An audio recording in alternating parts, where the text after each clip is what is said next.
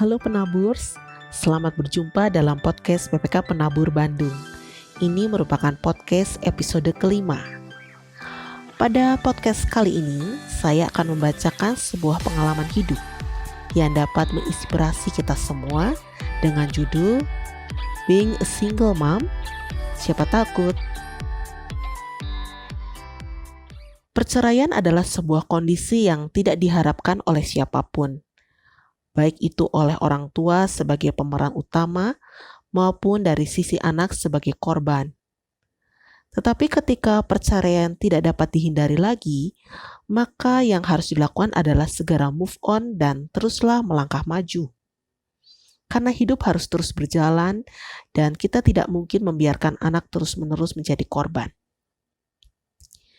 Dihadapkan pada kenyataan ditinggal tanpa kabar, kemudian digugat cerai oleh suami.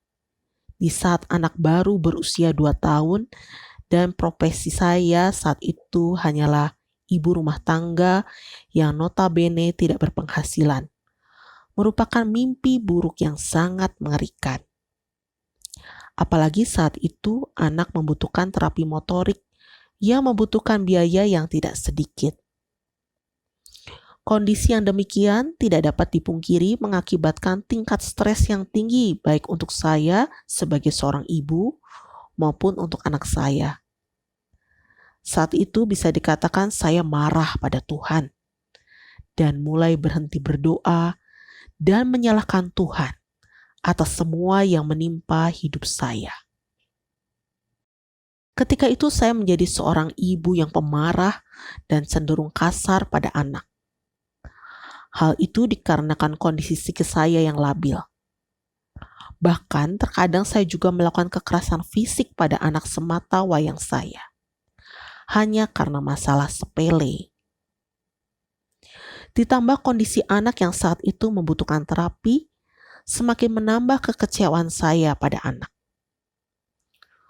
Untunglah hal ini tidak berlarut terlalu lama. Berkat dukungan teman-teman yang peduli pada saya, dan terutama berkat dukungan keluarga saya, akhirnya perlahan saya mulai bisa menerima kenyataan hidup. Sedikit demi sedikit, saya kembali menata kehidupan saya yang berantakan. Saya juga mulai kembali berdoa dan berpasrah pada rencana Tuhan atas hidup saya. Sungguh ajaib cara Tuhan bekerja. Saya benar-benar merasakan penyertaan Tuhan lewat dukungan dari orang-orang yang hadir dalam hidup saya yang bisa memotivasi saya untuk kembali kuat menjalani hidup sebagai seorang single mom. Dukungan-dukungan yang saya terima tanpa saya sadari membantu memulihkan psikis saya sehingga saya kembali bersemangat menjalani hidup. Bukan hanya itu saja. Saya juga sangat merasakan kebenaran dari kitab suci yang saya baca. Dan memang benar, di saat saya merasa rendah diri dan terhina dengan status saya saat itu, tapi Tuhan seolah meninggikan saya kembali dan membuat saya kembali merasa berharga. Begitu pula dengan anak saya. Perlahan dia juga kembali mendapatkan rasa percaya dirinya dan mulai bisa menerima bahwa mulai saat itu dia sudah tidak memiliki seorang papa. Singkat kata, saya berhasil mendapatkan pekerjaan di BPK Penabur Bandung. Sehingga walaupun tidak berlebih, tapi masalah finansial saya sedikit banyak dapat teratasi, terutama dalam hal sekolah anak. Saya juga bisa membawa anak untuk terapi sampai dokter menyatakan anak saya sudah tidak memerlukan terapi motorik lagi. Perlahan saya mulai bisa menata ekonomi saya kembali. Setelah masalah ekonomi saya mulai dapat teratasi, saya berpikir permasalahan kehidupan baru saya sebagai single mom sudah teratasi juga. Tapi ternyata saya salah. Proses pendewasaan saya baik sebagai seorang single mom baru dimulai. Pada awal-awal saya menjalani kehidupan sebagai seorang single mom. Tanpa sadar, pola asuh yang saya terapkan pada anak adalah pola asuh permisif. Alasannya simpel, karena saya selalu dihantui perasaan bersalah kepada anak atas perceraian orang tuanya.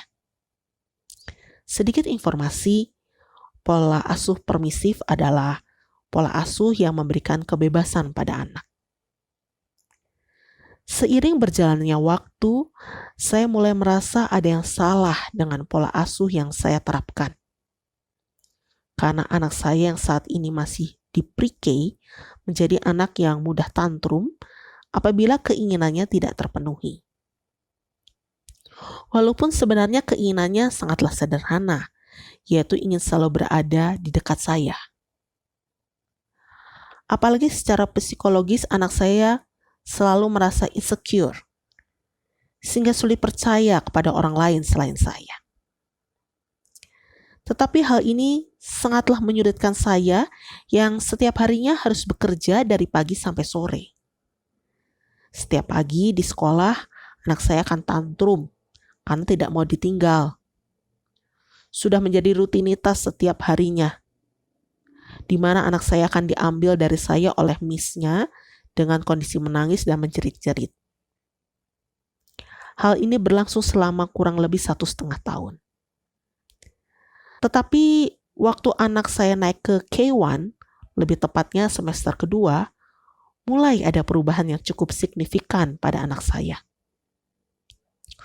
Waktu itu atas bantuan miss-nya di pre-K, anak saya direkomendasikan untuk mendapatkan wali kelas seorang guru senior yang sudah sangat mengerti soal dunia anak.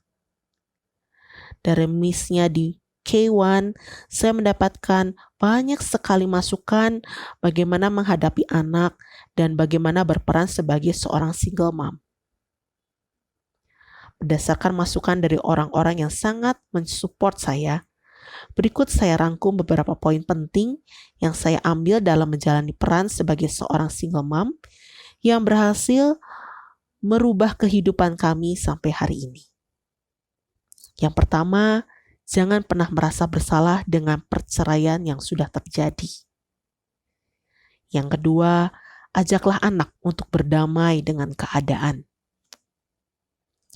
Yang ketiga, jangan pernah memperlakukan anak istimewa hanya karena merasa bersalah.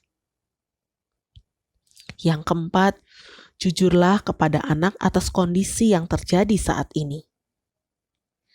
Yang kelima, lakukanlah peran ganda demi anak. Dan yang keenam, selalu mengandalkan Tuhan.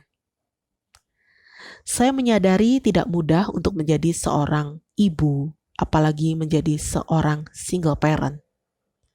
Tapi apapun peran kita saat ini, saya percaya selama kita tidak pernah berhenti untuk belajar untuk menjadi orang tua yang baik, kita pasti bisa menjalani peran kita dengan baik.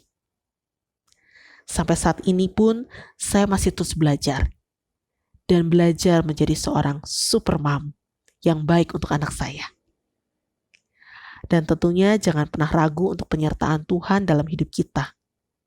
Mungkin saat ini saya merasa hidup saya begitu berantakan dan seolah kehilangan arah. Tapi saya percaya, suatu hari nanti saya akan dapat memahami rencana Tuhan dalam hidup saya. Karya EN. Sekian dulu podcast episode kelima ini. Semoga bermanfaat bagi pendengar semua. Kami meminta komentar dari pendengar semua melalui Instagram Penabur Bandung. Sampai berjumpa di episode selanjutnya. Salam penuh kasih untuk penabur semua.